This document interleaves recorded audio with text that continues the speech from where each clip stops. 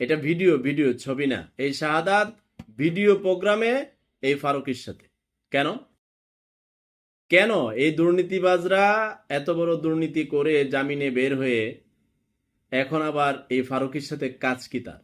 আপনাদের জানা থাকলে বলবেন। আপনাদের কিছু বলে দেই, প্রত্যেকটা অফিসে, ভূমি office, passport office, VAT office, আয়কর অফিস, সব অফিসে প্রকাশ্য দিবালোকে স্টিল নাও, আবার ইংরেজি করেছি, এখনো ঘুষ লেনদেন চলছে। একটা ঘটনা বলে দেই, এই যে টি শার্ট আছে না, টি শার্ট না, যে কোনো ব্র্যান্ড শোরুম থেকে, শপিং থেকে আপনি শপিং করেন না, দেখবেন 7.5% ভ্যাট রাখে।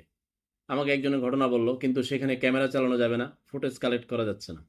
বলছে তাদের ছোটখাটো একটা ব্র্যান্ড, এখন অফ সিজন, তাদের 1 মাসের 18,000 টাকার মতো আমাদের কাছ থেকে 7.5% করে নেয়।